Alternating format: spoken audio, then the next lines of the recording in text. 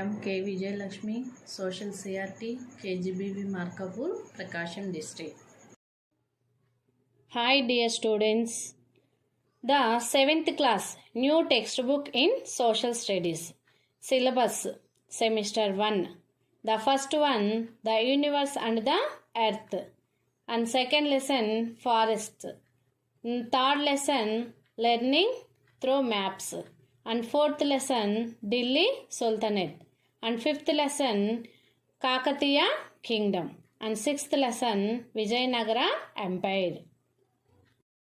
Dear students, today I am going to discuss about 7th class lesson 1, the universe and the earth. The universe and the earth, key concepts. The first one, the universe, and second one, the solar system, and third one, environment. The fourth one, factors of pollution, and fifth one, disasters. ఈరోజు మనము విశ్వము మరియు భూమిలోని ముఖ్యాంశాల గురించి తెలుసుకోబోతున్నాం. ఇక్కడ చూడండి అమ్మా, 5 ముఖ్యమైన అంశాలను మనము ఈరోజు చర్చించుకుంటాం. ఫస్ట్ వన్ విశ్వము, and second one solar system అంటే సౌర వ్యవస్థ, థర్డ్ వన్ ఎన్విరాన్మెంట్ అంటే పర్యావరణం, and fourth one factors of pollution కాలుష్యము యొక్క కారకాల గురించి, అండ్ ఫిఫ్త్ వన్ డిజాస్టర్స్ విపత్తుల గురించి చర్చించుకుందాం. The universe and the earth. The universe, the solar system, environment, factors of pollution, disasters. These are 5 concepts. The universe, origin of the universe, solar system, origin of the solar system, environment, components of the environment, natural and human and man-made. Natural environment, non-living organs, living organs. Non-living organs, lithosphere, land, interior of the earth, hydrosphere, water, atmosphere, air, layers of the atmosphere. Living organs, biosphere, animals and plants. Factors of pollution, disasters, natural disasters and man-made disasters. The universe. The universe is a vast space that contains many unimaginable elements. It includes the sun, planets, the Milky Way, galaxy, and all the other galaxies. The science that studies the universe is called astronomy.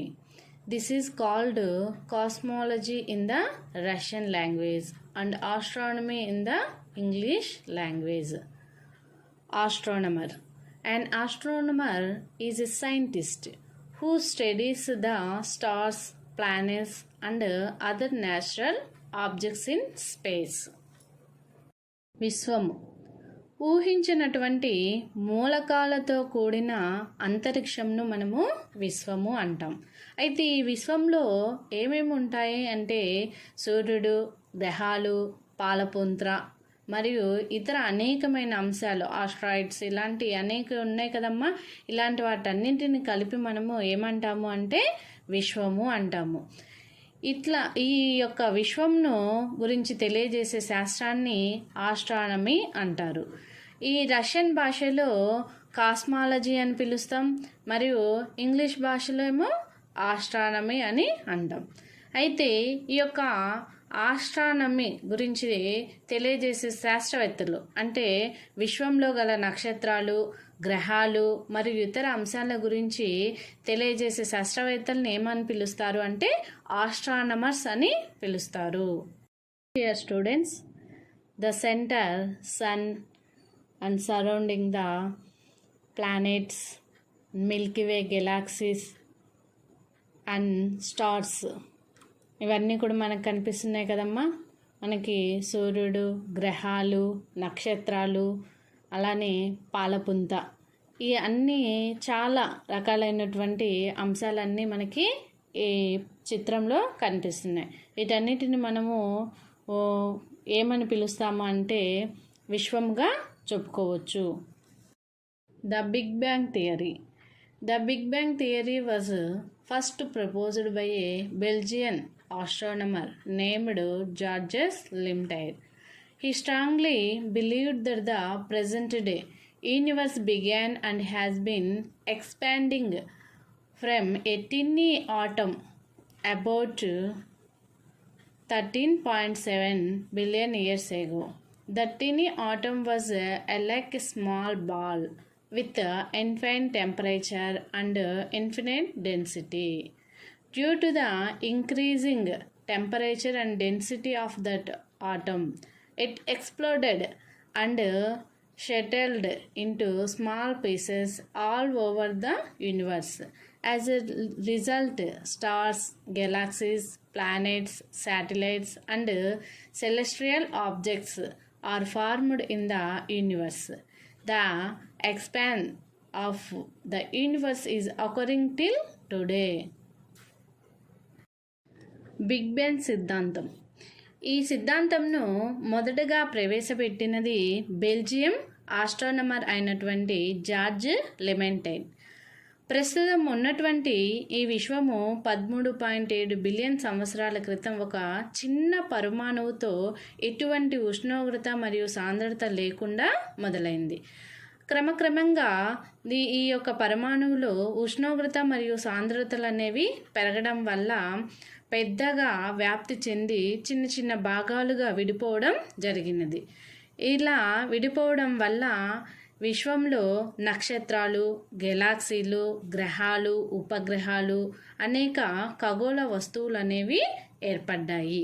ఇలా ఏర్పడడం వల్ల ఈరోజు మనం చూస్తున్నటువంటి ఈ యొక్క విశ్వము సంభవించిందిగా మనము చెప్పుకోవచ్చు. బిగ్ బ్యాంగ్ సిద్ధాంతం.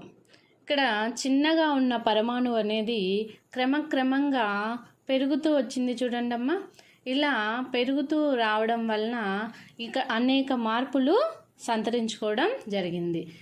వీటిల్లో మనం ఇప్పుడు చూస్తున్నటువంటి గ్రహాలు, నక్షత్రాలు, పాలపుంత, ఉల్కలు ఇలాంటివన్నీ కూడా ఏమైపోయిందమ్మా, అనేక మార్పులు చెందుతూ మనకి 15,000 మిలియన్స్ ఇయర్స్కి ఇప్పుడు మనం ప్రస్తుతం ఉన్నటువంటి విశ్వంగా ఉద్భవించడం జరిగింది. Solar system. Our solar system is made up of the sun and the 8 planets. Those planets are Mercury, Venus, Earth, Mars, Jupiter, Saturn, Uranus and Neptune.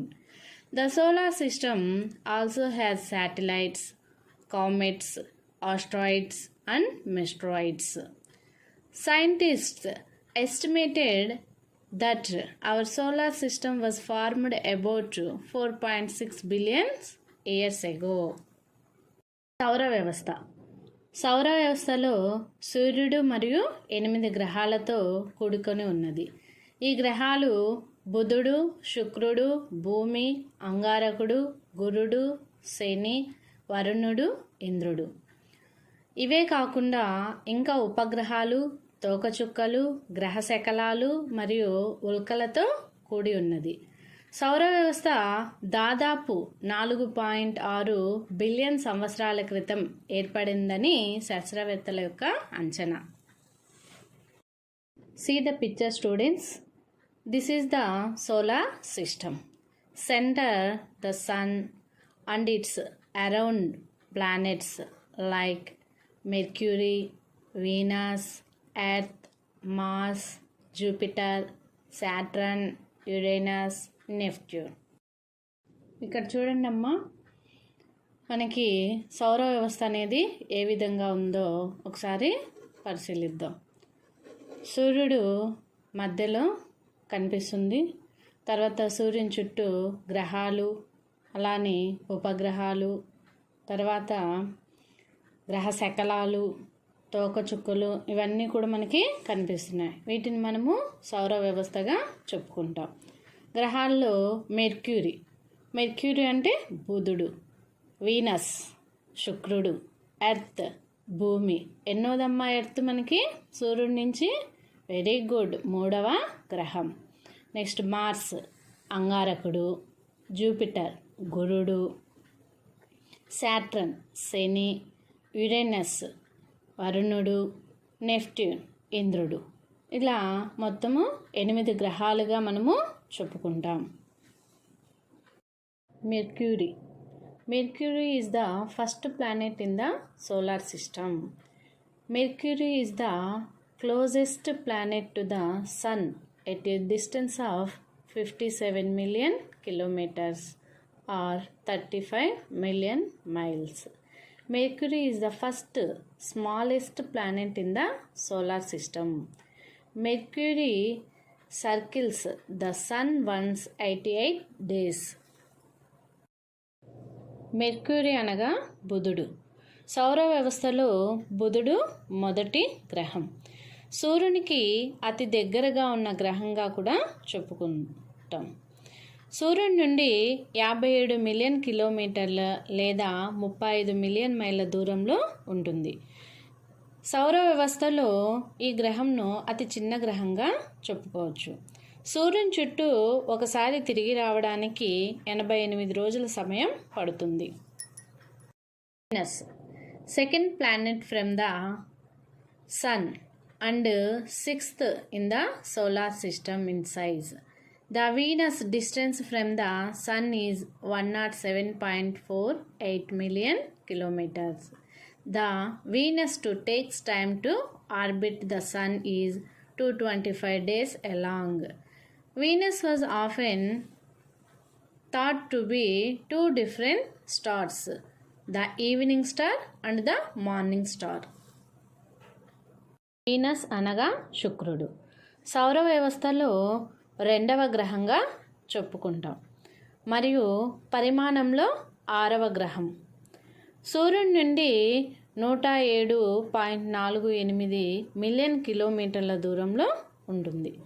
శుక్రుడు ఒక్కసారి సూర్యుని చుట్టూ తిరిగి రావడానికి 225 రోజుల సమయం పడుతుంది. శుక్రగ్రహాన్ని మనం మార్నింగ్ స్టార్ అంటే ఉదయతార అని మరియు ఈవినింగ్ స్టార్ సంధ్యతార అని కూడా పిలుస్తాం. Earth is the third planet from the sun. It is distance 149.6 million kilometres from the sun. Moon is Earth's only natural satellite. Earth orbits around the Sun in about 365.25 days. Earth అనగా భూమి.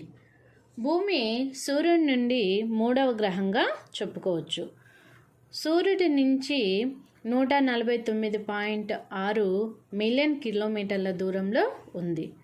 భూమికి చంద్రుడు సహజ ఉపగ్రహంగా చెప్పుకుంటాం.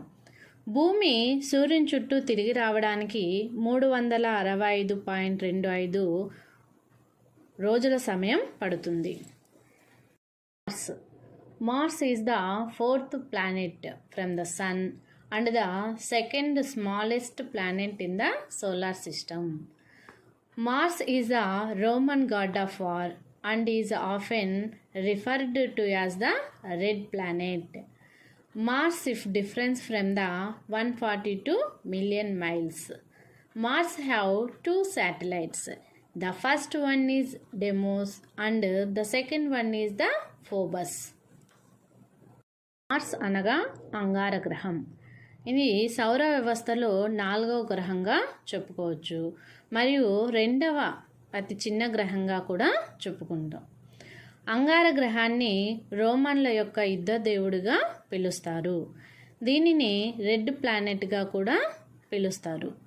సూర్యుడి నుండి 142 million మైళ్ళ దూరంలో ఉంటుంది.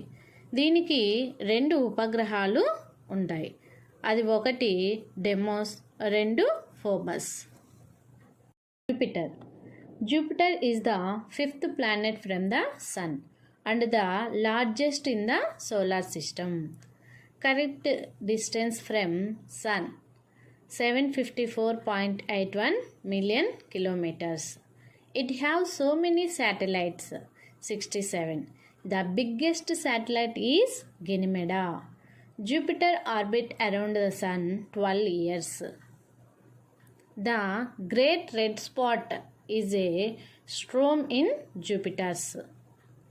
జూపిటర్ అనగా గురుడు లేదా బృహస్పతి. ఇది సౌర వ్యవస్థలో 5వ గ్రహంగా చెప్పుకుంటాం. ఇది అతిపెద్ద గ్రహం కూడా. సూర్యుడి నుండి 754.81 మిలియన్ కిలోమీటర్ల ఉంటుంది. దీనిలో అనేక ఉపగ్రహాలు ఉంటాయి. ఎన్నంటమ్మా? 67 ఉపగ్రహాలని కలిగి ఉంటుంది. అయితే అతిపెద్ద ఉపగ్రహంగా దేన్ని చెప్పుకుంటాము అంటే గెనిమెడా. సూర్యుని చుట్టూ తిరిగి రావడానికి 12 సంవత్సరాల సమయం పడుతుంది. ఈ జూపిటర్ని మనం ద గ్రేట్ రెడ్ స్పాట్ అని కూడా చెప్పుకోవచ్చు. అంటే ఇక్కడ మనకి పటంలో కనిపిస్తుంది చూడండి అమ్మ, దక్షిణం వైపున ఒక రెడ్ కలర్లో డాట్ లాగా కనిపిస్తుంది. దీన్ని ఏమంటామంటే గ్రేట్ రెడ్ స్పాట్గా జూపిటర్ని చెప్పుకోవచ్చు. Saturn is the 6th planet from the Sun and the second largest in the solar system. Saturn is the distance from Sun 1.4871 billion kilometers. Saturn orbits around the Sun 29 years. The Romans named the 7th day of the week Saturday. Saturn అనగా శని గ్రహం. సౌర వ్యవస్థలో 6వ గ్రహంగా చెప్పుకుంటాం. పరిమాణంలో 2వ అతిపెద్ద గ్రహం. సూర్యుడి నుండి 1.4871 బిలియన్ కిలోమీటర్ల దూరంలో ఉంది. సూర్యుని చుట్టూ తిరిగి రావడానికి 29 సంవత్సరాల సమయం పడుతుంది.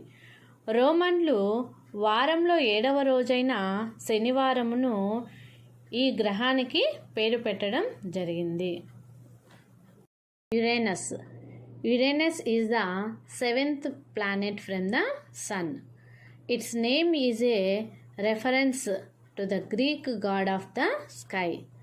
Uranus' distance from the Sun is 2.9541 billion kilometers. Uranus orbit period around the Sun 84 years.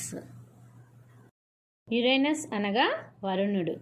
సౌర వ్యవస్థలో ఇది 7వ గ్రహం. గ్రీకుల యొక్క వరుణ దేవుడిగా కూడా పిలుస్తారు. సూర్యుడి నుంచి 2.9541 బిలియన్ కిలోమీటర్ల దూరం ఉంటుంది. సూర్యుని చుట్టూ తిరిగి రావడానికి 84 సంవత్సరాల సమయం పడుతుంది. Neptune, 8th planet from the Sun and 4th in solar system in size. The Neptune distance from the Sun 4.5 billion kilometers. The Neptune takes time to orbit the Sun 165 years. Neptune is a coldest planet. Average temperature is -214 degrees centigrade. Neptune అనగా ఇంద్రుడు. సౌర వ్యవస్థలో 8వ గ్రహంగా చెప్పుకుంటాం. అలానే పరిమాణంలో 4వ గ్రహం. సూర్యుడి నుంచి 4.5 బిలియన్ కిలోమీటర్ల దూరంలో ఉంటుంది. సూర్యుని చుట్టూ తిరిగి రావడానికి 165 సంవత్సరాల సమయం పడుతుంది. దీనినే మనం శీతల గ్రహం అని కూడా చెప్పుకుంటాం.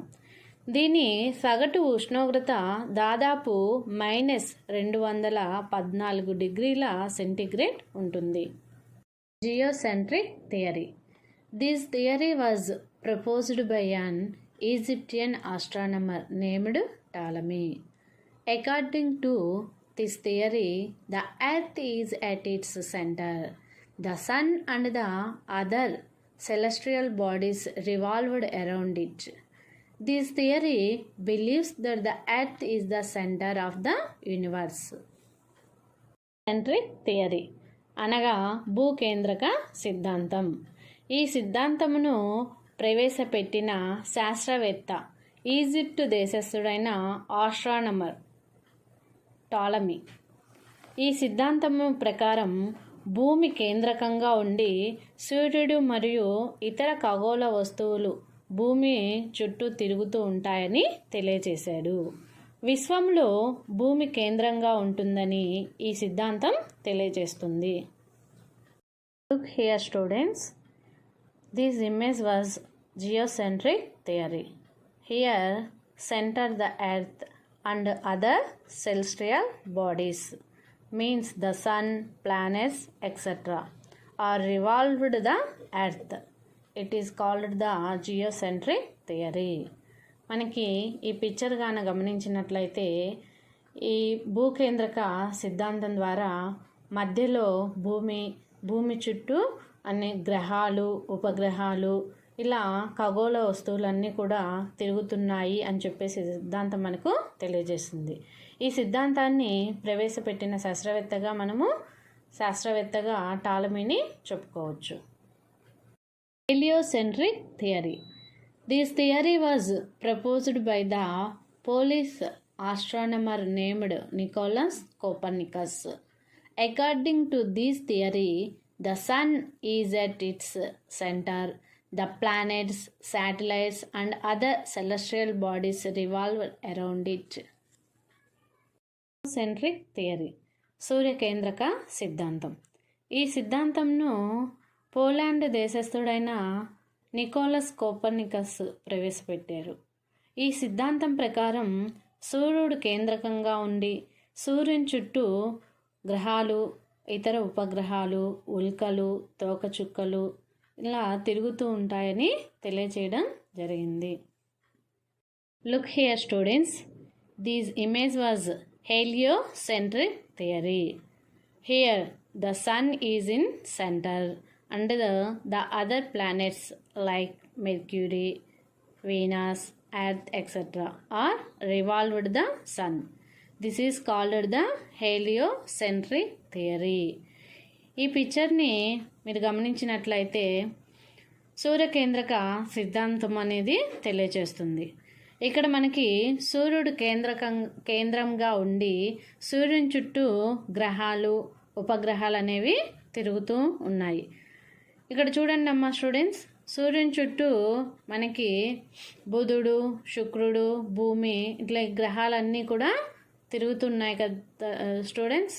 ఇలా తిరిగేటువంటి ఈ గ్రహాలు, ఈ మొత్తం సిద్ధాంతాన్ని ఏమని చెప్పుకుంటామంటే సూర్యకేంద్రక సిద్ధాంతంగా చెప్పుకుంటాం. Planets and satellites. According to the nebular hypothesis, the planets were formed out of a cloud of dust and gases associated with the sun. There are 8 planets in our solar system. One among them is the Earth. గ్రహాలు మరియు ఉపగ్రహాలు. Nebular పరికల్పన ప్రకారం సూర్యుని చుట్టూ ఉండే గ్రహాలు మరియు ఉపగ్రహాలు కొన్ని ధూళి మరియు వాయువుల యొక్క కలయికల వలన ఏర్పడినవి. సౌర వ్యవస్థలో మొత్తం 8 గ్రహాలు ఉన్నాయి. అందులో భూమి ఒక గ్రహంగా చెప్పుకోవచ్చు. The earth is the only planet in the solar system that is capable of supporting life as we know it. It has the right temperature because it is neither too close to the sun nor too far from it. So, the living things survival on the earth. We can observe people, trees, animals, mountains, roads, buildings, etc. living together. Earth అనగా భూమి. సౌర వ్యవస్థలో భూమిపై జీవరాశులు జీవించడానికి అనుకూలమైనటువంటి గ్రహంగా మనము భూమిని చెప్పుకోవచ్చు. భూమి సూర్యుని నుండి సరైన ఉష్ణోగ్రతని గ్రహిస్తుంది. భూమి సూర్యునికి మరీ అంత దగ్గరగా కాకుండా మరియు ఎక్కువ దూరం కాకుండా ఉండడం వల్ల, సరైన దూరంలో ఉండడం వల్ల జీవరాశులు అనేవి ఈ భూమిపైన జీవించగలుగుతూ ఉన్నాయి. మనము భూమిని గమనించినట్లయితే మన చుట్టుపక్కల ఉన్నటువంటి ప్రజలు కానీ, మొక్కలు, జంతువులు, ఇతర అనేక అంశాలు అనేవి ఒకదానితో ఒకటి సంబంధంతో జీవిస్తూ ఉండడం జరుగుతుంది. Environment. An environment is natural system that works with all living and non-living things, including plants, animals, and microorganisms in area. It is a combination of both the natural and man-made components. It is our basic life supporting system.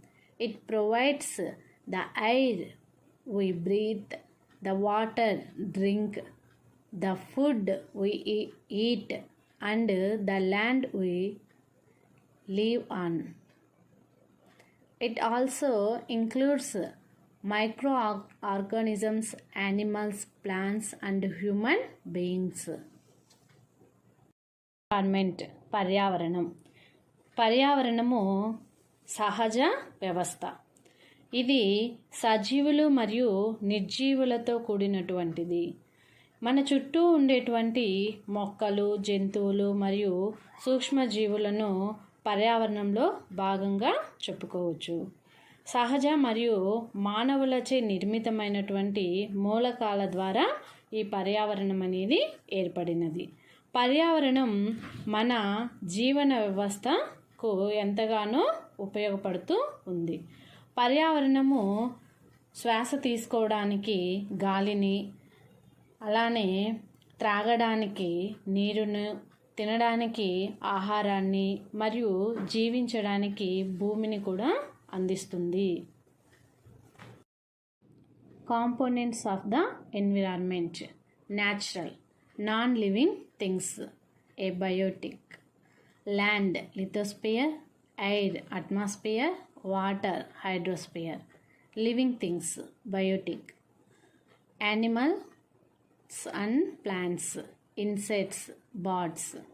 man-made, bridge, buildings, parks, industries, monuments and roads, etc. Human, individual, family, community, religion, educational, economic and political, etc. Natural environment. The natural environment is comprising of land, water, air, living organisms like plants and animals. Natural environment are divided into two parts: non-living things, a biotech; living things, biotech. Non-living things, a biotech: land, lithosphere; air, atmosphere; water, hydrosphere. Living things, biotech: animals and plants, insects and birds. Natural environment, సహజ పర్యావరణం. ఈ సహజ పర్యావరణం సాధారణంగా భూమి, నీరు, గాలి మరియు సజీవులైన మొక్కలు, జంతువులతో కూడి ఉన్నది. ఈ సహజ పర్యావరణంను రెండు భాగాలుగా విభజించారు. అవి నిర్జీవులు మరియు సజీవులు. Non living things and living things. నిర్జీవులకు ఉదాహరణగా ల్యాండ్, భూమిని, ఇది లిథోస్పియర్గా చెప్పుకుంటాం. అంటే రాళ్లతో కూడినటువంటి పొరగా, శిలావరణంగా చెప్పుకోవచ్చు. అలానే ఎయిర్, గాలి, అంటే వాతావరణంలో గల పొరలు, అట్మాస్ఫియర్ ఉంది కదమ్మా, దానిగా చెప్పుకుంటాం. నెక్స్ట్ వాటర్ అంటే నీరు, హైడ్రోస్పియర్ జలావరణం. వీటన్నిటిని నిర్జీవులకు ఉదాహరణగా చెప్పుకోవచ్చు. నెక్స్ట్ లివింగ్ థింగ్స్ కింద సజీవులకు ఉదాహరణగా ఏం చెప్పుకుంటాం? Animals, plants, insects, birds. అంటే జంతువులు, మొక్కలు, కీటకాలు మరియు పక్షులుగా మనము వీటిని చెప్పుకోవచ్చు. Natural environment. Natural environment is divided the four types: lithosphere, hydrosphere, atmosphere and biosphere. Lithosphere examples: mountains, hills, plateaus, plains, valleys and deserts. Hydrosphere examples: ocean, sea, river, lake and pond. Atmosphere examples: troposphere, stratosphere, mesosphere, thermosphere and exosphere. Biosphere examples: human, birds, insects, plants and animals. These are the natural environments. First one, lithosphere. The solid part of the earth is called lithosphere.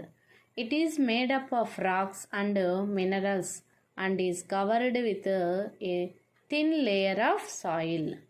It is an irregular surface with various landforms such as mountains, plateaus, plains, valleys, deltas, deserts, etc. These landforms are divided into three types. The first one are the first order landforms, and the second order landform, the third order landforms. Lithosphere శిలావరణం. భూమి యొక్క బయట పొరను lithosphere అంటారు. ఈ యొక్క లిథోస్పియరు అనేక రాళ్ళు మరియు ఖనిజాలతో ఏర్పడినటువంటి మందమైనటువంటి పొర. ఇది వివిధ రకాల ప్రాంతాల్లో వివిధ రకాలుగా ఏర్పడి ఉంటుంది. ఉదాహరణగా పర్వత ప్రాంతాలు, పీఠభూములు, మైదాన ప్రాంతాలు, డెల్టా, ఎడారి ప్రాంతాల్లో వివిధ రకాలుగా ఏర్పడడం అనేది జరిగింది. ఈ లిథోస్పియర్ను 3 భాగాలుగా విభజించారు. మొదటి క్రమము, రెండవ క్రమం, మూడవ క్రమము ల్యాండ్ ఫామ్స్గా విభజించడం జరిగింది. Interior of the earth. We observed the earth is made up of different layers like an egg. These layers differ from one another in thickness and also in their physical and chemical composition.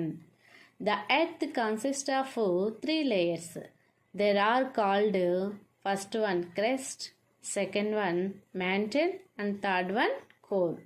The lithosphere is the domain that provides us with land for agriculture and human settlements.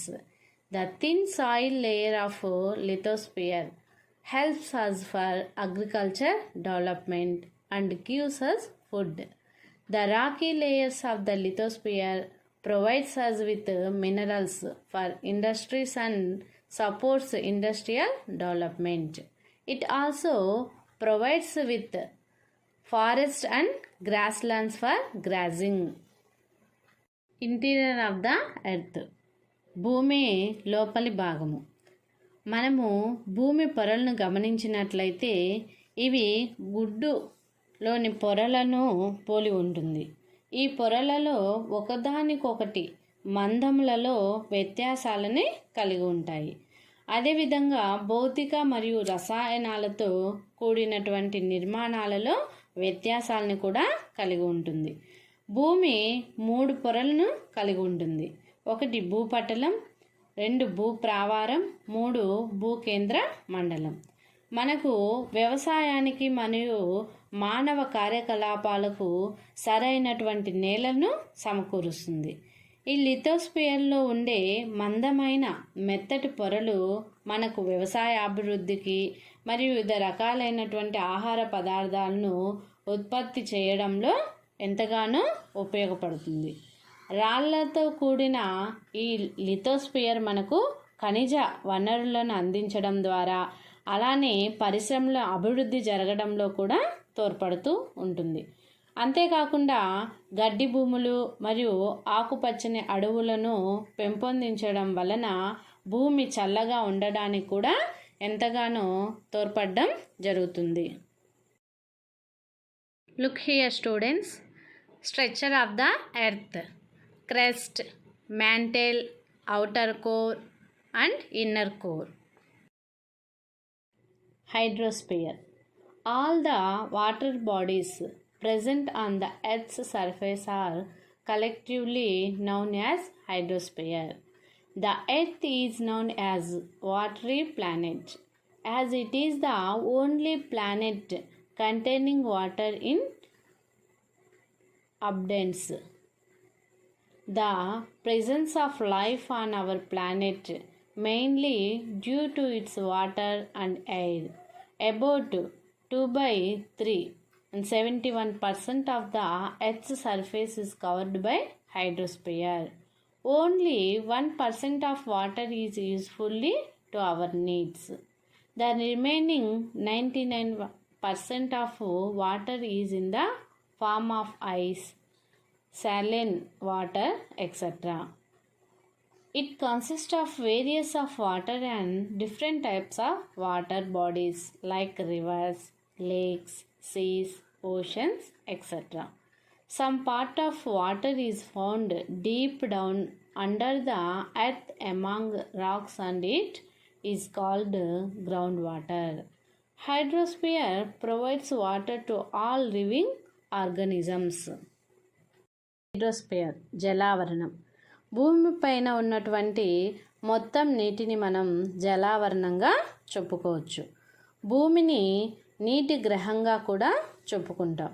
నీటిని నిల్వ ఉంచేటువంటి ఏకైక గ్రహంగా మనము భూమిని చెప్పుకోవచ్చు.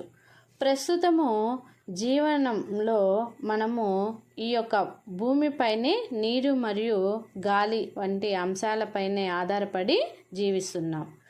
మనకి భూభాగంలో మొత్తం 2/3 లేదా 71% భూమిలో జలావరణంతోనే విస్తరించి ఉంది, అంటే నీటితోనే నిండి ఉంది.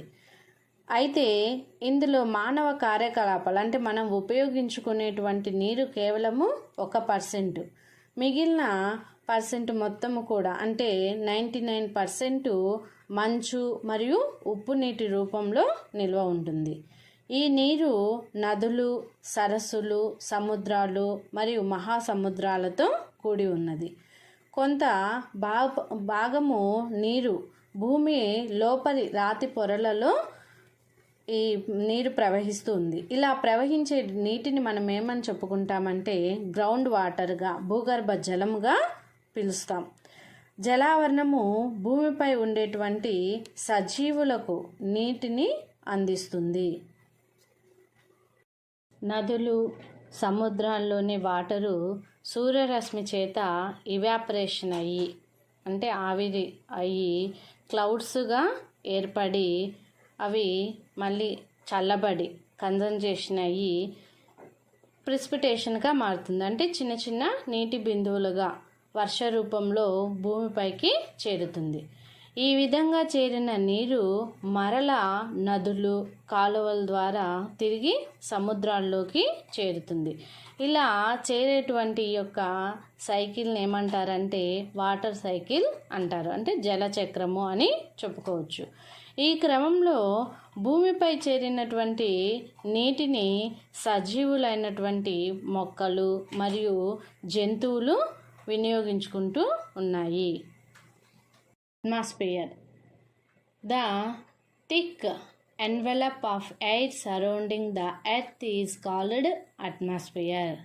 It extends several hundred kilometers upwards from the earth's surface. The word atmosphere originates from the Greek words atmos, which means vapor, and sphere, which means sphere or ball. Every year September 16th is celebrated as World Ozone Day. Atmosphere వాతావరణం భూమి చుట్టూ ఉండే మందమైన వాయు పొరను వాతావరణం అంటారు. భూమి నుండి కొన్ని వందల కిలోమీటర్ల వరకు వాతావరణం కొన్ని పొరలుగా వ్యాపించి ఉన్నది. అట్మాస్ఫియర్ అనే పదము గ్రీకు పదమైన ఆటమ్స్ నుండి ఉద్భవించింది. ఆటమ్స్ అనగా ఆవిరి అని, స్పియర్ అనగా గోళము లేదా బంతి అని అర్థం. ప్రతి సంవత్సరం సెప్టెంబర్ 16వ తేదీన ప్రపంచ ఓజోన్ దినోత్సవంని జరుపుకుంటున్నాము. The atmosphere is a mixture of several gases. Nitrogen, oxygen, carbon dioxide are important gases of the atmosphere. Oxygen is regarded as the breath of life. Without it, life would not be possible. Look here students, nitrogen 78%, oxygen 21%, carbon dioxide 0.03%, argon 0.93% and other gases 0.04% in the atmosphere in several gases. వాతావరణం nitrogen, oxygen, carbon dioxide వంటి వాయువులతో ఏర్పడినది. Oxygen శ్వాసక్రియలకు ఎంతగానో ఉపయోగపడుతుంది. ఈ oxygen లేకపోయినట్లయితే జీవించడం అనేది చాలా కష్టంగా ఉంటుంది. అయితే వాతావరణంలో ఉండేటువంటి చాలా గ్యాసెస్ని మనం పరిశీలించినట్లయితే నైట్రోజన్ని చూసినట్లయితే 78% ఉంది, ఆక్సిజన్ 21% ఉంది, carbon dioxide 0.03% and organ 0.93% and మిగిలిన వాయువులన్నీ చూసుకున్నట్లయితే 0.04% వరకు ఇక్కడ మనకి కనిపిస్తున్నాయి. The atmosphere provides oxygen, breath of life, for all animals including human beings and carbon dioxide for plants. Carbon dioxide help the plants in the photosynthetic process. Atmosphere protects us from the harmful rays and scorching heat of the sun. The water vapor and dust particles which are in atmosphere support to form of clouds and thereby give rains. వాతావరణంలో గల oxygen మానవులు మరియు జంతువులు జీవించడానికి ఎంతగానో ఉపయోగపడుతుంది. అలానే carbon dioxide మొక్కలకు ఉపయోగపడుతుంది. కార్బన్ డయాక్సైడ్ మొక్కలకు కిరణజన్య సంయోగ క్రియలో ఎంతగానో ఉపయోగపడుతుంది. మనకు సూర్యుడి నుండి వచ్చేటువంటి అతినీలలోహిత కిరణాల నుండి కూడా వాతావరణం పొర రక్షిస్తూ ఉంటుంది. వాతావరణంలో గల చిన్న ధూళి కణాలు మరియు ఆవిరి అనేవి మేఘాలుగా ఏర్పడడానికి మరియు వర్షాలు పడడానికి కూడా కారణంగా ఉంటుంది. Layers of atmosphere. The atmosphere is usually divided into 5 layers, starting from the Earth's surface. There are troposphere, stratosphere, mesosphere, thermosphere and exosphere. There is no sharp boundary between them. Layers of atmosphere. వాతావరణంలోని పొరలు. భూమి నుండి వాతావరణంలో 5 పొరలుగా విభజించబడింది. అవి troposphere, stratosphere, mesosphere, thermosphere and exosphere. వీటి మధ్య ఎటువంటి ఖచ్చితమైనటువంటి హద్దులేవి లేవు. అనగా ఇవి అన్నీ కూడా ఒకదానితో ఒకటి కలిసి ఉంటాయి. Look this picture students. Layers of atmosphere. From the earth, the first layer troposphere and second stratosphere and third one mesosphere and fourth one thermosphere and fifth one exosphere. ఇక్కడ మీరు పరిశీలించినట్లయితే ట్రోపోస్పియర్కి స్ట్రాటోస్పియర్కి మధ్యలో ఓజోన్ లేయర్ కనిపిస్తుంది. ఈ ozone layer అనేది చాలా ముఖ్యమైనటువంటి పొర. ఇది సూర్యుడి నుంచి వచ్చేటువంటి అతినీలలోహిత కిరణాల నుంచి మనల్ని ప్రొటెక్ట్ చేస్తూ ఉంటుంది. మనము ప్రతి సంవత్సరం కూడా ఇక్కడ ఓజోన్ దినోత్సవంగా సెప్టెంబర్ 16వ తేదీన జరుపుకుంటాము. Biosphere. Biosphere is an environment where animals, micro organisms, humans and plants live together. It is a zone of the earth where land, water and air interact with each other. The word biosphere originates from the Greek words bios, which means life, and spira, which means spire or ball. Biosphere, జీవావరణం. పర్యావరణంలో జంతువులు, సూక్ష్మజీవులు, మానవులు మరియు మొక్కలు కలిసి జీవించే పొరనే జీవావరణం అని చెప్పుకోవచ్చు. భూమి, నీరు మరియు గాలి కలిసిపోయే పొరగా దీన్ని చెప్పుకోవచ్చు అన్నమాట. బయోస్పియర్ అనే పదము గ్రీకు పదమైన బయోస్ అనగా జీవము మరియు స్పెరా అనగా గోళము లేదా బంతి అనే పదాల నుండి ఉద్భవించింది. Look here students, lithosphere, atmosphere, hydrosphere ఈ 3 యొక్క పొరల కలయికే బయోస్పియర్ అనేది ఏర్పడింది, జీవావరణం అనేది ఏర్పడింది. Man-made environment. Our surroundings which are made by the human being are called man-made environment. It consists of buildings, factories, parks, roads, bridges, projects and monuments, etc. Early humans adapted themselves to the natural surroundings. They led a simple life and fulfilled their needs using the nature around them. As a result of settled life and the Industrial Revolution, human beings have to change and use the natural environment to their advantage. It led to the formation of so many elements of human-made environment and the change in natural environment. Look here students, man-made environment అంటే మానవుల చేత నిర్మితమైనటువంటి పర్యావరణంగా చెప్పుకోవచ్చు. అంటే ఇక్కడ మానవుని చేత నిర్మితమైనటువంటి పర్యావరణంగా మనకి ఇక్కడ ఏమేమి కనిపిస్తున్నాయి చూడండి అమ్మ ఒకసారి. Buildings, roads, parks, projects, industries ఇవన్నీ కూడా ఎవరి చేత నిర్మించబడినాయి? వెరీ గుడ్, మానవుల చేత నిర్మించబడ్డాయి. కాబట్టి దీన్ని మ్యాన్ మేడ్ ఎన్విరాన్మెంట్గా చెప్పుకుంటాము. Human environment. Our surroundings which are formed with human beings are called human environment. It consist of individual, family, community, religions, educational, economic and political situations. The settled life was formed. Human beings started depending on one another. It resulted in the establishment of human environment. Factors of pollution. Addition of various impurities to the environment is pollution.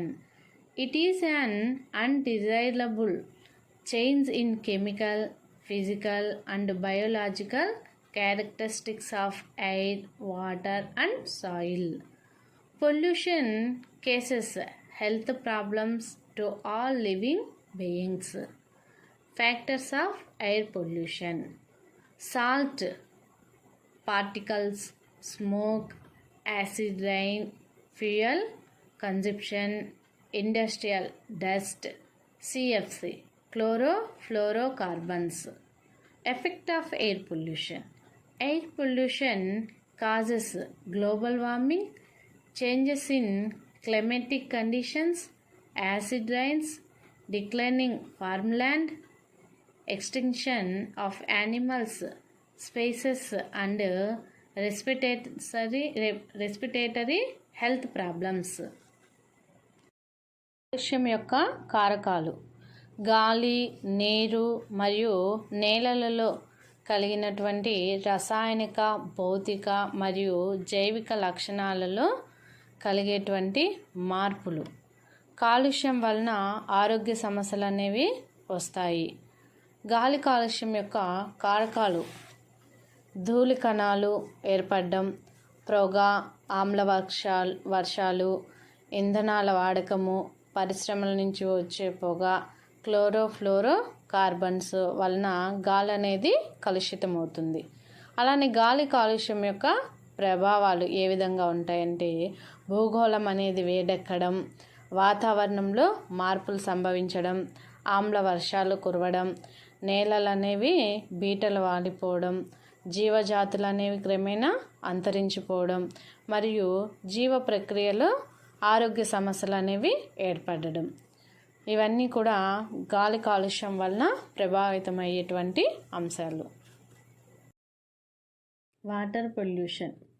Any physical, biological are chemical change in water quality that advisory affects living organism can be considered as water pollution. Causes of water pollution. The water gets polluted by various causes like different types of wastages which are divided as industrial effluents have a wide variety of organic and inorganic pollutants. Example, paper and pulp mills, dyeing textile industries, etc. The fertilizers and chemical industries are also a problem of water pollution. Water pollution. నీటి కాలుష్యం. నీటి నాణ్యతలో వచ్చే భౌతిక, జీవ మరియు రసాయనిక మార్పుల వల్ల జీవులలో సంభవించే ప్రభావాలను నీటి కాలుష్యం అంటారు. నీటి కాలుష్యం యొక్క కారణాలు. పరిశ్రమల నుండి వెలువడే వ్యర్థ పదార్థాలు అయిన కర్బన రాసాయనిక మరియు అకర్బనక రాసాయనిక కారకాల వల్ల నీటి కాలుష్యం అనేది ఏర్పడుతుంది. ఉదాహరణగా పేపర్ పరిశ్రమలు, వస్త్ర పరిశ్రమలు, వీటి ద్వారా నీటి కాలుష్యం అనేది ఏర్పడుతుంది. ఎరువుల పరిశ్రమలు మరియు రసాయనిక ఎరువుల వల్ల కూడా నీటి కాలుష్యం అనేది కారకాలుగా చెప్పవచ్చు. Types of disasters. Natural disasters. A natural disaster is a natural process or phenomenon that may cause loss of life, injury of other health impacts, property damage, loss of livelihoods and services, social and economic disruption or environmental damage. Example, a drought is a situation of prolonged shortage of water supply, whether surface water or groundwater. Man-made disaster. These are the consequences of technological and or human hazards. Type of disasters. విపత్తుల రకాలు. Natural disasters, సహజ సిద్ధంగా ఏర్పడే విపత్తులు. Man made disasters అంటే మానవుల నిర్మితమైనటువంటి విపత్తులుగా రెండు రకాలుగా చెప్పుకుంటాం. న్యాచురల్ డిజాస్టర్స్లో చెప్పుకున్నట్లయితే సహజ సిద్ధంగా ఏర్పడేటువంటి విపత్తులు ఏమేంటివి ఒకసారి చెప్పండి అమ్మా. ఆల్కనోస్, తర్వాత ఎర్త్క్వేక్స్, ఇవన్నీ కూడా సహజ సిద్ధంగా వచ్చేటువంటివి. వాటి వల్ల సునామీలు ఇలాంటివన్నీ కూడా వస్తాయి. ఇప్పుడు ప్రజెంట్ సిచ్యుయేషన్లో కరోనా కూడా ఒక విపత్తుగా మనము చెప్పుకోవచ్చు. వీటి వల్ల ఏమవుతుంది, ప్రాపర్టీ అనేది డ్యామేజ్ అవుతుంది, మన జీవన విధానం ఆగిపోతుంది, స్తంభించిపోతుంది, సాంఘికంగా, ఆర్థికంగా అనేటువంటి నష్టాలు కూడా రావడం జరుగుతుందన్నమాట. సేవలు అనేవి కూడా లేకుండా పోతుంది. ఇప్పుడు మనము ప్రస్తుతం ఎదుర్కొనేటువంటి కరోనా పరిస్థితులని కూడా మనము న్యాచురల్ డిజాస్టర్ కిందనే చెప్పుకోవచ్చు. ఎగ్జాంపుల్గా ఇక్కడ డ్రాఫ్ట్ అంటే కరువు పీడిత ప్రాంతాలు పరిశీలిస్తే వాటర్ సప్లై అనేది ఆగిపోతుంది, గ్రౌండ్ వాటర్ లెవెల్స్ అనేవి కూడా క్రమేణా తగ్గిపోతాయి అన్నమాట. అది నెక్స్ట్ మ్యాన్ మేడ్ డిజాస్టర్లో చెప్పుకుంటే మానవ నిర్మితాల వల్ల ఏర్పడేటువంటి విపత్తుల్లో మనకి ఎగ్జాంపుల్స్గా అంటే మానవుల చేత సంభవించేటువంటి విపత్తుల కింద మనము చెప్పుకోవచ్చు. ఎగ్జాంపుల్గా టెర్రరిజం చెప్పుకోవచ్చు, నెక్స్ట్ యాక్సిడెంట్స్, నెక్స్ట్ అగ్ని ప్రమాదాలు, ఇలాంటివన్నీ కూడా మనకు మ్యాన్ మేడ్ డిజాస్టర్గా చెప్పుకోవచ్చు అన్నమాట. Disaster management. being prepared for any disaster, capacity building, responding quickly to unforeseen disaster, estimating the severity or magnitude of a disaster is called disaster management. Disaster management in India is mainly about providing relief and rehabilitation to people affected by natural disaster. 10th plan. For the first time, disaster management was defined as a developmental issue in the 10th plan, 5-year plan. In the 10th plan, policy guidelines for disaster control, operational guidelines, specific development plans are suggested. Disaster management, విపత్తుల నిర్వహణ. విపత్తులు సంభవించినటువంటి ప్రాంతాల్లో ప్రజలను ఏ విధంగా రక్షించాలి అని ఒక యంత్రాంగాన్ని ప్రభుత్వం ఏర్పాటు చేయడం జరిగింది. తొందరగా ప్రతిస్పందించి ఎక్కువగా ప్రాణ మరియు ఆస్తి నష్టం కలగకుండా జరిగే విధంగా ఈ విపత్తుల నిర్వహణ మొత్తం కూడా పర్యవేక్షించడం జరుగుతుంది. విపత్తులు సంభవించిన ప్రాంతాల్లో ఆ యొక్క ప్రాంతాలకి ద్రవ్య నిధిని కూడా అందిస్తుంది. పదవ పంచవర్ష ప్రణాళికలో ఈ విపత్తుల నిర్వహణ సంబంధించిన అంశాలను దీంట్లో పేర్కొనడం జరిగింది. విపత్తులు సంభవించినప్పుడు ఎటువంటి నిర్ణయాలు తీసుకోవాలి, ఎటువంటి జాగ్రత్తలు తీసుకోవాలి, సంభవించిన తరువాత తీసుకునేటువంటి జాగ్రత్తలు, వాటి నుంచి అన్ని అంశాల గురించి దీంట్లో పేర్కొనడం అనేటువంటిది జరిగింది. ప్రస్తుతము కరోనా పరిస్థితుల వల్ల కూడా కేంద్ర ప్రభుత్వము ద్వారా అన్ని రాష్ట్రాలకు కూడా మందుల సరఫరా అలానే వ్యాక్సినేషన్ సరఫరా అందించడంలో ముఖ్య పాత్ర వహిస్తుంది.